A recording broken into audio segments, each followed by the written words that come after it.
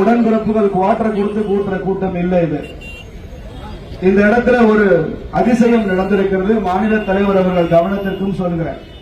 திமுக ஆட்சி 4 வருஷம் ஆச்சு. இந்த 4 வருஷத்துல பிஜேபியினுடைய எந்த போராட்டத்திற்கும் காவல்துறை அனுமதி வழங்கியதில்லை. திமுக அரசு எந்த போராட்டத்துக்கும் வழங்கினதில்லை. பங்களாதேஷ்ல இந்துக்கள் பாதிக்கப்படுவதற்காக போராட்டம் நடத்தினா கூட அது திமுக அரசுக்கு எதிரானது இல்லை என்றாலும் கூட அனுமதி மறுக்கப்பட்டிருக்கிறது. முதல் முறையாக திமுக அரசாங்கம் இந்த ஆர்ப்பாட்டத்தை அனுமதித்திருக்கிறது என்றால் 2026 ஆட்சி மாறப்போகிறது என்று அர்த்தம். புரிஞ்சு போச்சு அவங்களுக்கு.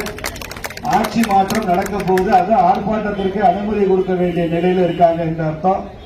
அதை புரிந்து கொண்ட திமுக அரசுக்கு நாம் நன்றி தெரிவிக்கத்தான் வேண்டும். மதுரை மாநகராட்சியில 200 கோடிக்கும் மேல ஊழல் என்பது இன்னைக்கு தமிழ்நாட்டை அதிர்ச்சிக்குள்ளாக்கி இருக்கிறது. அதுவும் வீட்டு வரியிலேயே ஊழல். வீட்டு வரி எவ்வளவு செலுத்த வேண்டுமோ அதை ஏபிசி என்று 3 கேட்டகரியாக பிரித்து அதிக வரி கட்ட வேண்டியவர்களை சி கேட்டகரியில் வைத்து குறைந்த வரி பெற்றுக் கொண்டு அதை கூட்டாக சேர்ந்து அதை திமுகவுக்கு பங்கு, கம்யூனிஸ்டுக்கு பங்கு, காங்கிரசுக்கு பங்கு, விடுதலை சிறுத்தைகளுக்கு பங்கு. என்ன இருந்தாலும் மோடி அரசுக்கு எதிராக ட்விட்டர் பதிவு செய்கிற அண்ணன் வெங்கடேச கம்யூனிஸ்ட் எம்பி இதை பத்தி வாயை திறக்கல. இப்படி எல்லாரும் சேர்ந்து மதுரை மாநகராட்சியில ஒரு கூட்டுக்கொள்ளை நடந்திருக்கிறது என்பதுதான் இன்னைக்கு மக்களை கொதிக்க வைத்திருக்கிறது. நம்ம இந்த வெயில்ல கூட இந்த ஆர்ப்பாட்டத்திற்கு நிற்க வைத்திருக்கிறோம். இதற்கு காரணம் கேட்டால் முதலமைச்சரே விசாரணை செய்கிறார். 4 மண்டல தலைவர்களை ராஜினாமா செய்ய விட்டார். மேயர் ராஜினாமா செய்ய வேண்டும் என்று இந்த ஆர்ப்பாட்ட கூட்டத்தில் நாங்கள் கேட்டுக்கொள்கிறோம், கோரிக்கை வைக்கிறோம். மதுரையின் மேயர் ராஜினாமா பண்ணும். நீங்க ஓரணியில் தமிழ்நாடு என்றார். ஓரணியில் தமிழ்நாடு இல்ல, ஊழல் அணியில் தமிழ்நாடு சிக்கிக்கொண்டு தவித்துக் கொண்டிருக்கிறது. திருநெல்வேலியில மேயரா திமுகவின் உள்பூசல்ல உட்கட்சி பூசல்லே மாற்றிவிட்டார்கள்.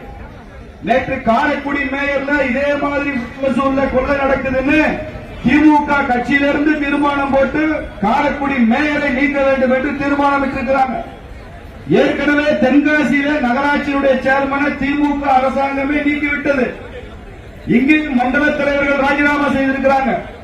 தமிழ்நாட்டில் தேர்ந்தெடுக்கப்பட்ட அத்தனை உள்ளாட்சிகளிலும் அது நகராட்சியோ மாநகராட்சியோ ஊழல் தலைவிரித்து ஆடுகிறது. நண்பர்களே, பொதுமக்களே, இந்த ஆட்சிக்கெல்லாம் இந்த ஒரு கண்டனம் தீர்வில்லை. ஒட்டுமொத்தமா வர்ற தேர்தலில் திமுகவை பேக் பண்ணி வீட்டுக்கு அனுப்புறதா இருக்கு ஒரே தீர்வாக இருந்தாலும் ஆட்சி மாற்றம் வந்தே தீர வேண்டும் என்பதுதான் இந்த கூட்டத்தினுடைய நோக்கமே.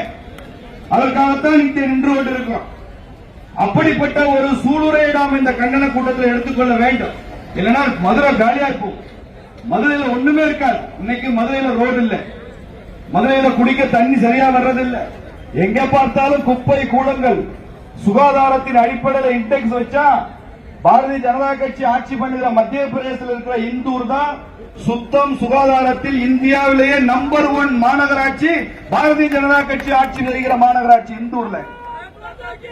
இன்னைக்கு சுத்தம் சுகாதார அடிப்படையில் அதுக்கு தரவரிசை போட்டா மதுரை மாநகராட்சி தான் இந்தியாவிலேயே கடைசியாக இருக்கிற மாநகராட்சியா இருக்கும். இதுக்கு 2 அமைச்சர், 90 கவுன்சிலர், ஒரு மேயர், கம்யூனிஸ்ட் கட்சியிலிருந்து ஒரு துணை மேயர், பிஜேபியிலிருந்து கேட்கிறோம். வெக்கமா இல்லையா உனக்கு? கேவலமா இல்ல இப்படி ஆட்சி நடத்துறது? அதை நாங்கள் வன்மையாக கண்டிக்கிறோம். திருடப்பட்ட பணம் மாநகராட்சிக்கு வந்தாகணும். 200 கோடி ரூபாய் வரி விதிப்புல வரி ஏய்ப்பு செய்யப்பட்ட பணம் மாநகராட்சியின் கஜானாவிற்கு வந்தாகணும். இது ஆடிட்ல கேட்டாகணும். நாங்களும் டெல்லியில சிஏஜி ஆடிட் இருக்கு, கான்ட்ராக்ட் ஜெனரல் ஆடிட்டர், மத்திய அரசினுடைய ஆடிட்டர், அதற்கு எழுதுவோம். 200 கோடி ரூபாய்க்கு வரி ஏய்ப்பு நடந்திருக்கிறது மதுரை மாநகராட்சியில. எல்லாம் கூட்டா எவன் தின்னானே தெரியலன்னு நாங்க சிஏஜிக்கு எழுதுவோம். சிஏஜி ஆடிட் வேண்டும் என்று இந்த மேடையில் இருந்து கொண்டு நாங்கள் கோரிக்கை வைக்கிறோம். மத்திய அரசாங்கம் இந்த சிஏஜி ஆடிட்ல தலையிட்டு இந்த ஊழலை வெளிக்கொண்டு வர வேண்டும் என்று நாங்கள் கோரிக்கை வைப்போம். இந்த இடத்துல இன்னும் ஒரு விஷயத்தை மாத்திரம் சொல்லி நிறைவு செய்கிறேன். தலைவர் விரிவாக பேசுவார். ஒரு அபாயகரமான ஒரு பேச்சை நாம் தமிழர் கட்சியினுடைய சீமான் பேசியிருக்கிறார் 2 நாட்களுக்கு முன்பாக. அதை நாங்கள் பாரதிய ஜனதா கட்சி வன்மையாக கண்டிக்கிறது. இங்க ஐஎஸ் போலீஸ் இருக்கு, எஸ்ஐயு இருக்கு, மத ரீதியான பயங்கரவாதத்தை வாட்ச் பண்ற காவல்துறை இங்க நிக்கிறீங்க. எல்லாம் ரெக்கார்டு பண்ணிக்கிட்டு இருக்கீங்க. பிஜேபிக்கான ஏதாவது ஒரு சோசியல் மீடியால பதிவு போட்டா ராத்திரி 1 மணிக்கு அரெஸ்ட் பண்ணி ரிமாண்ட் பண்ற காவல்துறை. சீமான் பேசியிருக்கிறாரு.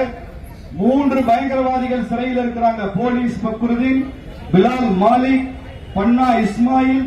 இந்த 3 பேரையும் திமுக அரசு விடுதலை செய்யலைன்னா ஆகஸ்ட் மாதம் மதுரையில நான் பெரிய ஆர்ப்பாட்டம் செய்வேன் அவங்களை விடுதலை செய்ய சொல்லின்னு இந்த 3 பயங்கரவாதிகளுக்கு ஆதரவா சீமான் பேசியிருக்கிறார்.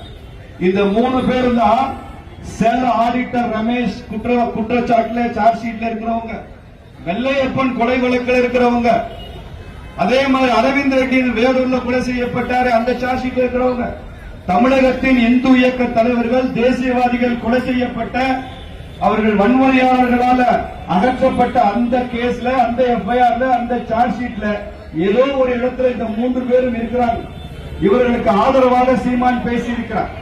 இதை காவல்துறை கணக்கில் வச்சுக்கணும், என்ஐஏ இதை கணக்கில் எடுத்துக்கணும்.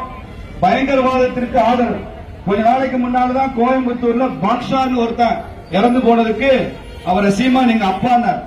58 பேர் வெடிகுண்டுல செத்து போன அந்த சம்பவத்துக்கு காரணமாக இருந்தவரை எங்க அப்பான்னு சொல்லி, சீமானுக்கு எத்தனை அப்பான்னு பல பேர் தெரியாது, எல்லாரையும் அப்பான்னு தான் சொல்லுவாரு. பயங்கரவாதி அப்பான்னு சொல்லாதீங்க. அந்த 58 பேர் செத்து போனாங்க, அவனும் தமிழர் தான். நாம் தமிழர் கட்சி வச்சிருக்கீங்க, செத்து போன 58 பேருமே தமிழன் தான்.